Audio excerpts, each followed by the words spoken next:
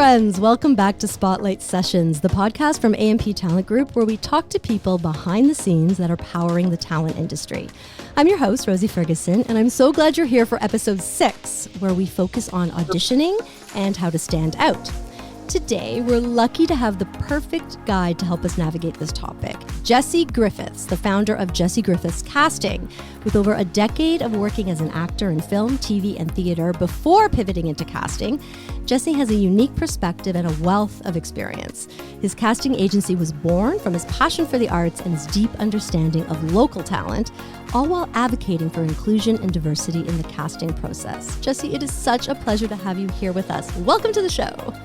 Hey, I'm so excited. I'm now really nervous. I hate when people I'm not gonna live up to this.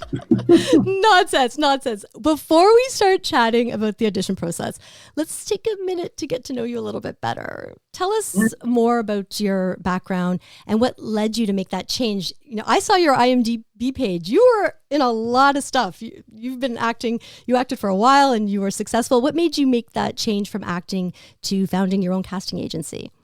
Yeah, I mean, I've told the story before. It's a very long, convoluted story, so I will just keep the Coles notes. But essentially, yeah, I was acting in the city, doing film, TV, lots and lots of theater, and really, loving the work. I love being with actors. I love being in this industry. I love everything about it.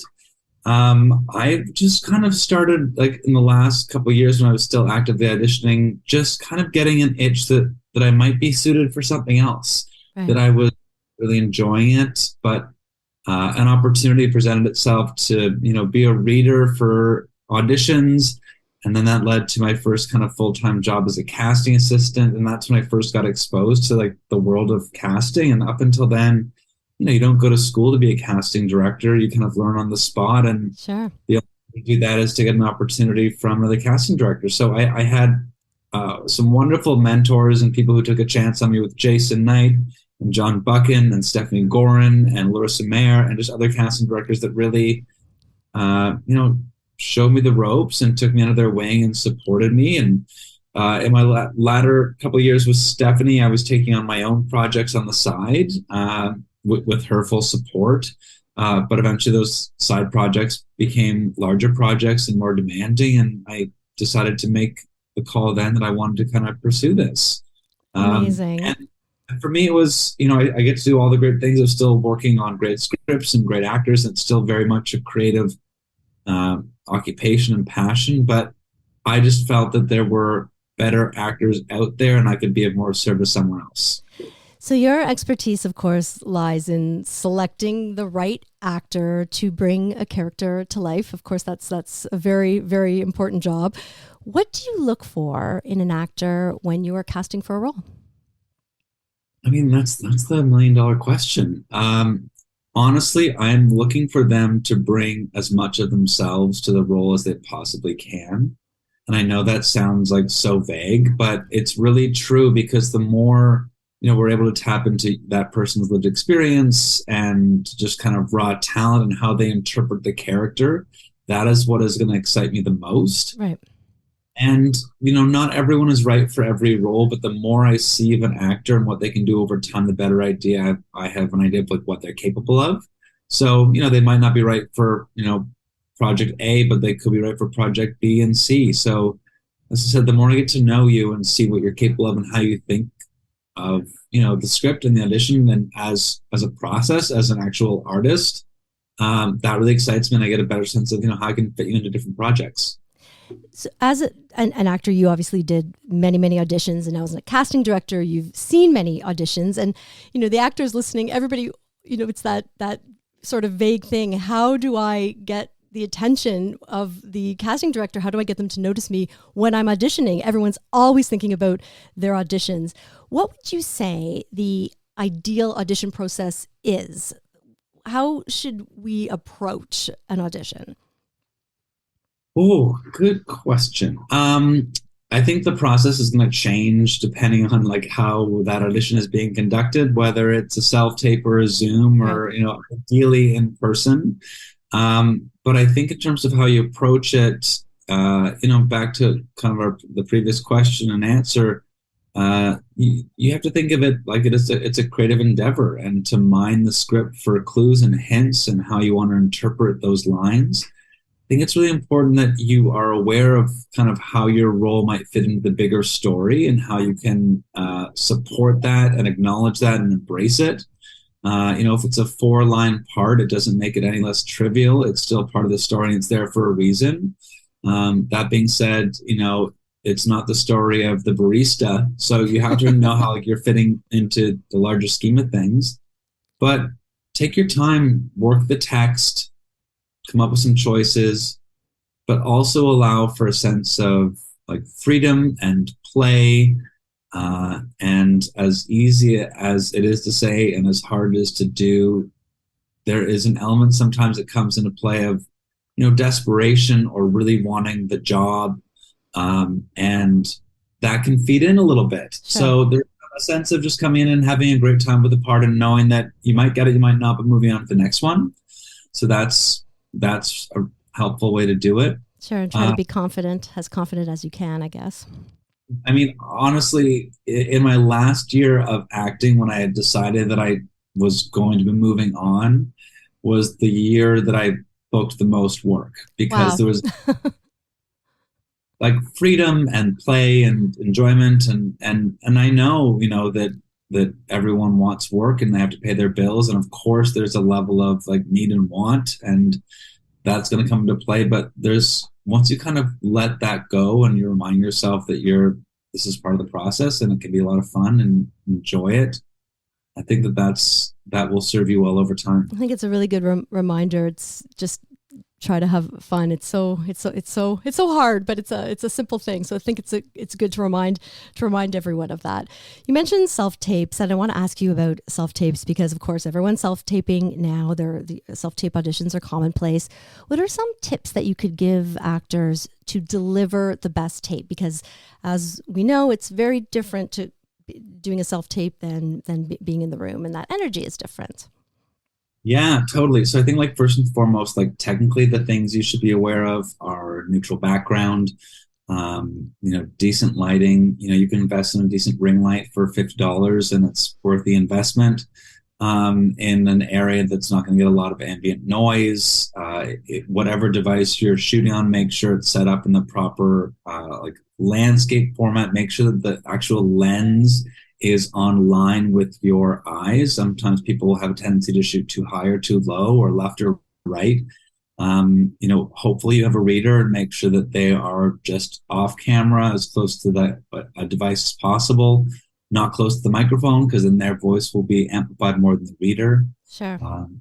Establish eye lines, framing, all those technical things. That is kind of a standard now. That's what people are expecting. Sure.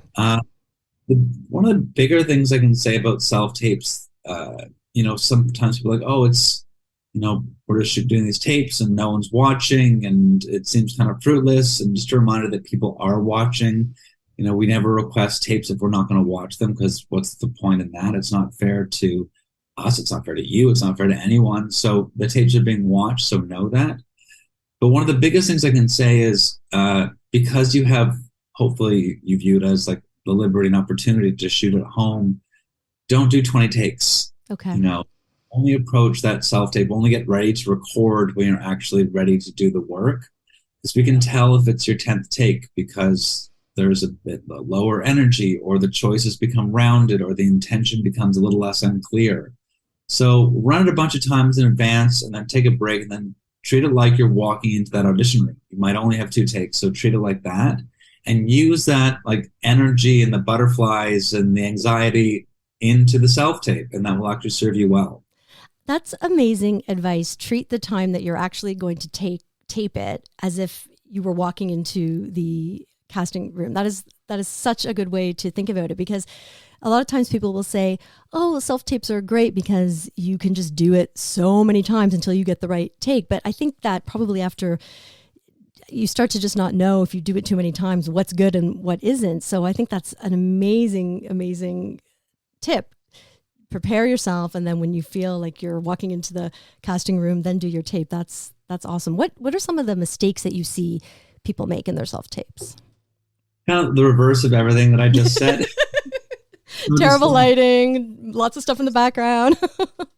And in casting, we understand that we're asking a lot of people to take over their homes and beg their friends to be readers and all those things. The reality is self-tape audition process is here to stay. What the ratio of is between self-tapes and Zoom and in person is going to be kind of in flux, but self-tapes are going to be around. So get used to them. Like, go back and look at your tapes and see what's working, what's not, with a critical eye. Use it as a learning tool. Like, don't be judgy about yourself, but like, oh, maybe this isn't the best setup or the best lighting, whatever it is. It's just those technical elements. And be familiar with like the script and the tone and the genre and the world that you are inhabiting. Get as much, do as much research as you can on the project so that you're feeling confident that you can do your best work. What about being off book, Jesse? How do you feel about that? Should you try to be off book? Does it matter if you're holding your sides? What are your thoughts on that? Yeah, every casting director will kind of have a different response to this. Okay. Like, technically, we actually can't ask you to memorize your lines. Like, that's under the actor IPA. We can't do that. Coming from like a theater background, I personally just always wanted to be off book because I felt I could actually be a bit more freer that way, not worrying about it. That being said, I've sat in many auditions and they've been seasoned actors that have come in script in hand and are able to look down the lines, come back up, make eye contact with the reader, and deliver a line flawlessly with intention and grace and intellect. And you're like, wow, this person's fantastic. And then you see people who are so committed to getting every single line perfect that they're actually handcuffed and don't have any freedom. So I think that you need to know kind of what works for you. And if you as an actor need to be off book, then to do your best work, then great. But make sure you're still allowing room for the fun and the play. And if you are on book, make sure you're good at making it that we're not distracted by you checking in your lines. Right. And it sounds like if you miss a word or you change a word, you shouldn't stop and do it again. It sounds like you should just kind of keep going. Yeah, don't never stop. Okay. Yeah, because like sometimes it can be the smallest flub but the best take, and sometimes it's lightning in a bottle. You can't recreate that moment. So if it's a major flub and there's no getting back, then just if this is in person or Zoom, you can always just take it back and start again.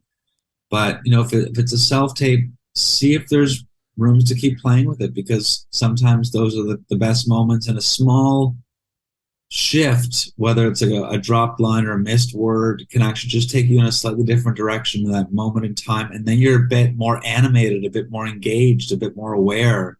And that can be a lot of fun to play with.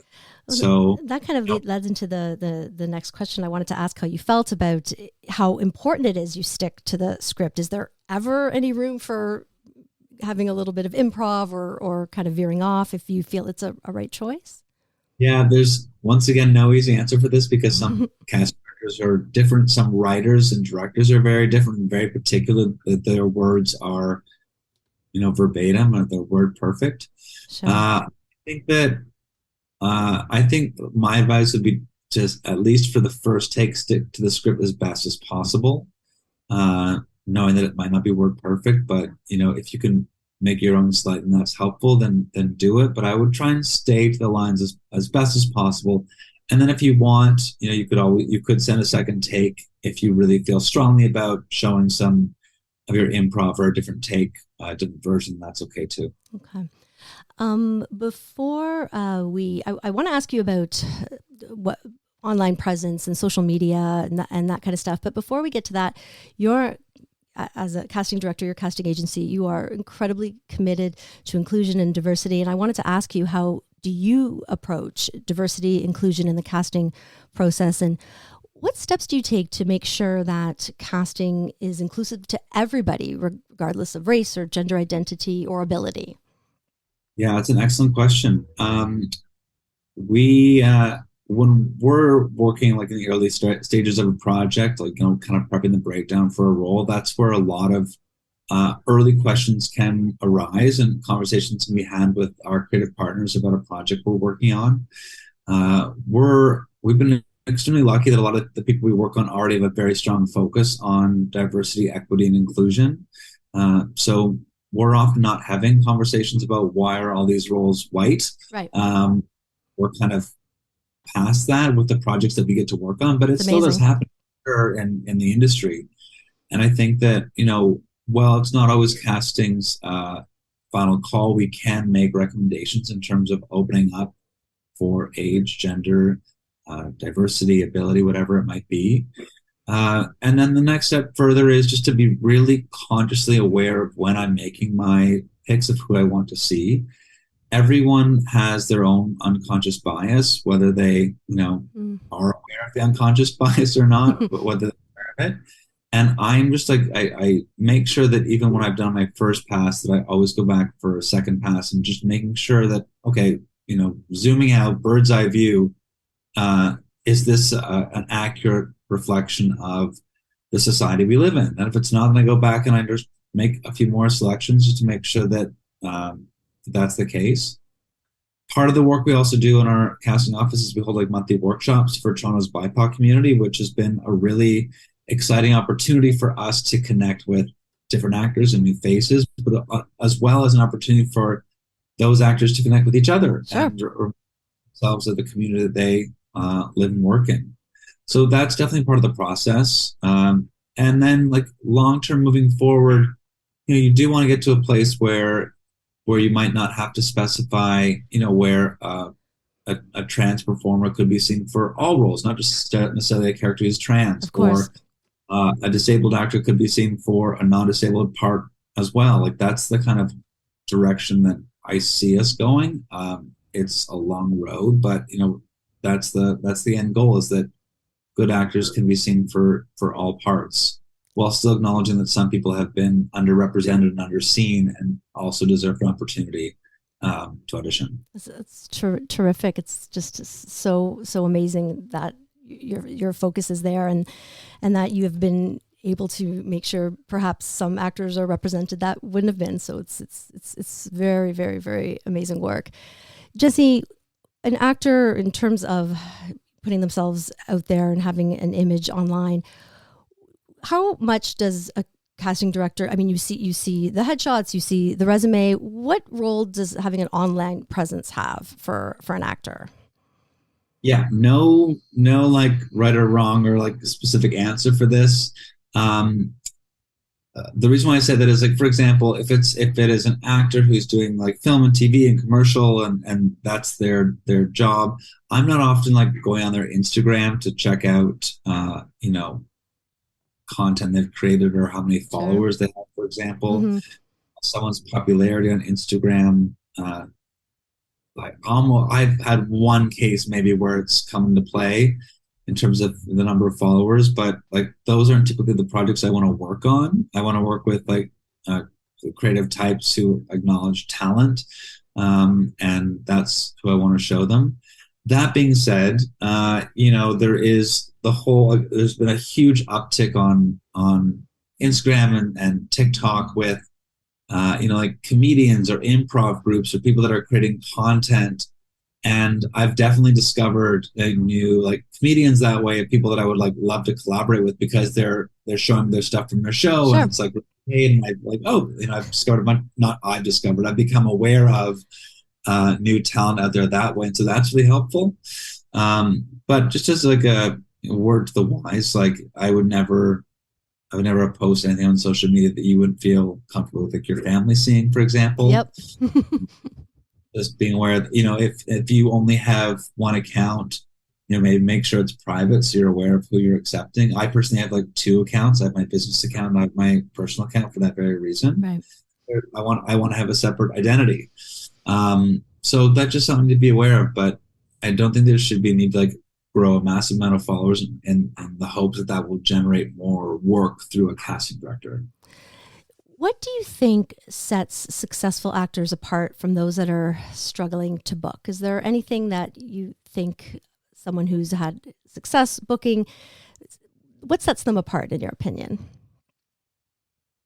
I mean, the reality is there are so many talented actors. I mean, I'm going to talk specifically in Toronto. there are so many talented actors that are great at auditioning and talented and deserve the work and just don't get booked. Mm-hmm. Unfortunately, like, that's the reality. And sometimes there's nothing you can do other than keep, doing the work, doing those auditions. If you love it, you won't stop. So in terms of all the other things we talked about, self-tapes, being genuine, organic, bringing an artistic vision to what you're working on, what separates the actors who get booked and those who doesn't, assuming all those things are equal, is luck, unfortunately. Sometimes that just comes down to it, or things that are entirely outside of your control. For sure. And so that can be very discouraging, but I would advise people to look at it as somewhat liberating. The fact that there's so much outside your control, all you can do is your best. And once again, it's not a matter of someone being better than you, just someone fitting the role in a different way. Jesse, before we wrap things up, I would love to know what some of your proudest moments in your career as a casting director have been. Is there any examples of actors who really stood out to you in an audition? Something special that you remember? Honestly, I've been doing this. I've been casting by myself for 4 years now, and there are way too many moments to describe. Unfortunately, I remember getting my first really big video game, and that was so exciting. My first big feature, and that was exciting. Or, giving a really great actor who had never been seen for a lead role in a feature. Last year we had 5 films at the Toronto National Film Festival, which was huge for us. We've had our films screened, around festivals around the world, which has just been so rewarding. But, honestly, the thing that makes me most proud is that people come back to us. Yep. We've cast their short feature with a budget of $5,000. Now they have their first full feature ready to go. Then they want to come back and work with us. And that is what makes me the most proud and excited that, hopefully we're doing something right, that people want to come and work with us again. So that's what makes me the most proud, I think. Oh, that's terrific. Jesse, this has been so amazing. It has been such a pleasure chatting with you. Thank you for your time, sharing your expertise with us today. It's been such a pleasure. Thank you so much. Good luck with the rest of the podcast. I can't wait to hear it. And have a wonderful day. Thank you. You have a great day. You take care. All right, bye now. Bye for now. That was Jesse Griffiths, founder of Jesse Griffiths Casting in Toronto. Wow, how terrific to hear his story and all of his great advice. Next time on the Spotlight Sessions, we're going to hear from an established talent on their journey to becoming a working actor and some valuable tips on how to break into the industry. I'm Rosie Ferguson. Thanks for spending time with us today. Bye for now.